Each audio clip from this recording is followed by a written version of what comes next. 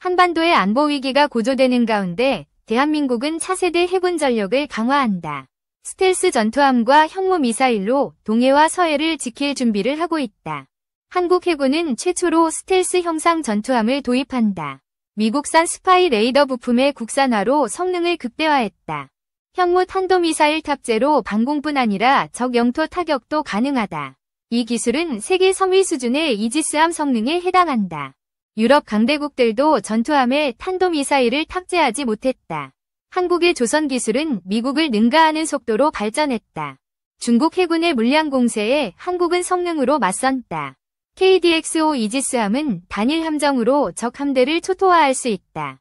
KVLS 발사대 84개를 탑재한 이지스함은 통합형 레이더를 적용했다. 100km 이상 원거리에서 정밀 조준이 가능하다. 국산 통합형 레이더 개발은 수년간의 노력 끝에 완성되었다. KDX-5에 최첨단 부품을 적용하는 것이 최종 목표다. 중국은 한국의 군비 증강에 강한 반발을 보이고 있다. 한국 해군은 KDX-5 계획을 더욱 가속화할 계획이다. 과거 한국은 이지스함 건조 기술이 미흡했다. 현재는 독자적으로 최첨단 전투함을 배치하는 국가로 거듭났다. 방위산업 발전으로 자주국방 무기체계를 구축하고 있다. 단기간에 국방력을 키운 나라는 세계적으로 드물다. 중국은 한국을 견제하며 사드 보복을 감행했었다. 이는 한국을 만만한 국가로 여겼기 때문으로 분석된다. 사드 레이더가 중국을 탐지한다는 주장은 억측이었다. 한국은 관광산업 피해를 입으며 큰 고통을 겪었다. 현재 중국은 한국의 군사력 증강에 긴장하고 있다. 미국은 한국의 KDX-5와 KDDX를 높이 평가했다. 미국 장관은 한국이 서해에서 중국 항모전단을 견제할 수 있다고 밝혔다. 이는 중국에 큰 충격을 주었다. 중국은 한국의 전투함 개발에 강경한 태도를 보였다. 소규모 무역 제재로 압박을 가했으나 효과는 미미했다. 한국은 현무 미사일과 스텔스 전투함으로 중국의 수적 우위를 극복한다. 동북아 군비 경쟁은 더욱 치열해지고 있다. KDX-5는 2030년까지 9척 배치를 목표로 한다. KDDX 구축함 9척과 KDX-4 6척으로 전력이 강화된다. 만재 배수량 14,000톤의 KDX-5는 일본 이지스함을 능가한다. 중국의 항모전단에도 당당히 맞설 수 있다. 현무 미사일은 극초음속 기술로 고도화되고 있다. 다층 회피망 기능으로 요격을 뚫는 것이 목표다. 중국은 한국의 해군력 강화에 예민하게 반응한다. 현무 미사일 탑재 KDX-5는 중국 국방정책의 위협이다. 사드 사태와 달리 중국은 강한 보복을 하지 못한다. 이는 한국의 군사적 위상이 높아졌음을 보여준다. KDX-5는 세종대왕급 구축함의 기술적 후속작이다. 현무 미사일과 국산 LSM 대공 미사일을 탑재한다. KF-21 전투기는 차세대 전자전기로 개발되고 있다. 적 레이더를 교란하며 공중전을 우위로 이끈다. 전자전기는 적 레이더를 마비시키는 강력한 무기다. KF-21은 제밍포드와 전자전 포드를 장착한다. 한국은 미국산 EA-18G 그라울러 수입을 검토했었다. 미국의 기술 유출 우려로 수출이 거부되었다. 이 결정은 한국의 전자전기 국산화를 가속화했다. KF-21 전자전기는 독자적 플랫폼으로 진화하고 있다. ECM 모듈과 제밍포드는 적 레이더를 무력화한다. 한국은 고성능 A4 레이더를 개량해 성능을 강화했다. KF-21은 블록 1, 2, 3으로 단계적 납품이 계획되었다. 전자전기는 블록 2에서 주요 파생형으로 거론된다. 제밍포드는 적 레이더를 교란하며 아군 편대를 보호한다. 적진 침투 작전에서 전략적 이점을 제공한다. KF-21 전자전기는 미사일 대신 전자장비를 탑재한다. 적 통신과 유도 기능을 마비시키는 것이 목표다. 한국은 고출력 ECM 장비로 적 레이더를 노이즈로 뒤덮는다. 주파수 전 영역을 확보하는 기술을 개발 중이다. HTS-4와 무전도청 장비도 독자 개발되고 있다. 이는 KF-21 외 전투력을 극대화할 것이다. 천무 미사일은 한국 포병의 자랑이다. 사거리 400km, 탄두 2000kg으로 업그레이드되고 있다. 천무는 구룡 다연장 로켓을 대체한다. CP5M 외 초정밀 명중률로 적을 정밀 타격한다. KT즘 미사일은 적 기갑부대를 단숨에 제압한다. 확산탄과 정밀유도탄을 혼합해 전략적으로 운영된다.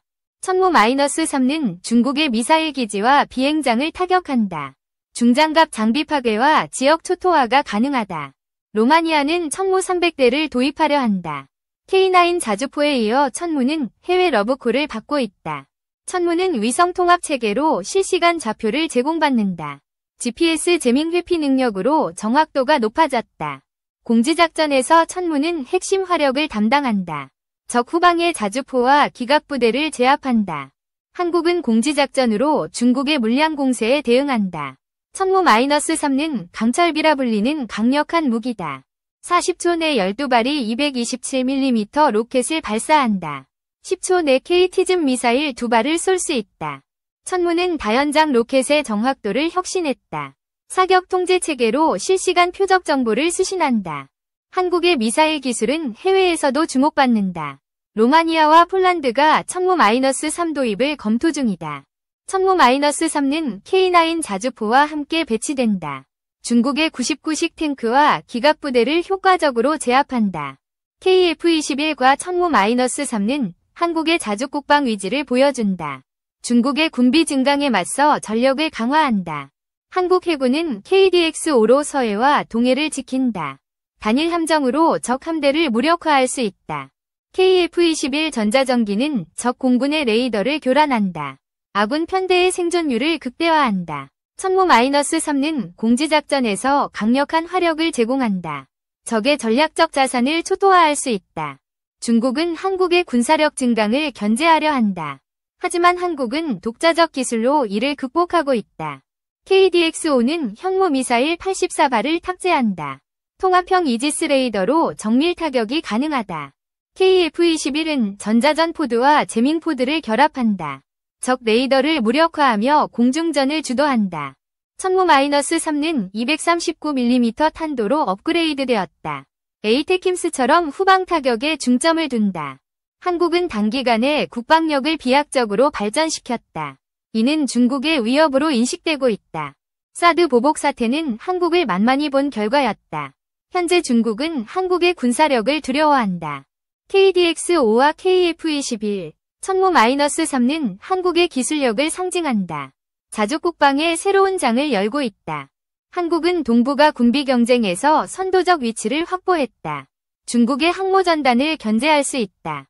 KDX-5는 2030년까지 9척이 배치될 예정이다. KDDX와 함께 해군 전력을 강화한다. KF-21 전자전기는 블록 위에서 실전 배치된다. 적 레이더를 마비시키는 핵심 무기다. 천무-3는 사거리와 화력을 대폭 강화했다. 적의 주요 시설을 정밀 타격할 수 있다. 한국의 조선 기술은 세계 최고 수준에 도달했다. KDX-5는 이 기술의 정수를 보여준다. KF-21은 한국 공군의 자존심이다. 전자전기로 적 공군을 효과적으로 교란한다. 천무-3는 공지작전에서 필수적이다. 강철비로 적의 기갑부대를 초토화한다. 한국은 중국의 군비 증강에 대응해 자주국방을 완성한다. KDX-5와 KF-21, 천무-3는 그 핵심이다. 중국은 한국의 기술력을 인정하며 긴장하고 있다. 한국은 더 이상 만만한 국가가 아니다. KDX-5는 현무 미사일로 중국 항모를 위협한다. 단일 함정으로 전략적 균형을 바꾼다. KF-21 전자전기는 적 레이더를 노이즈로 뒤덮는다. 아군의 공중전 우위를 보장한다. 천무-3는 400km 사거리로 적 후방을 타격한다. 초정밀 명중률로 목표를 파괴한다. 한국의 자주국방은 동북아 안보의 판도를 바꾼다.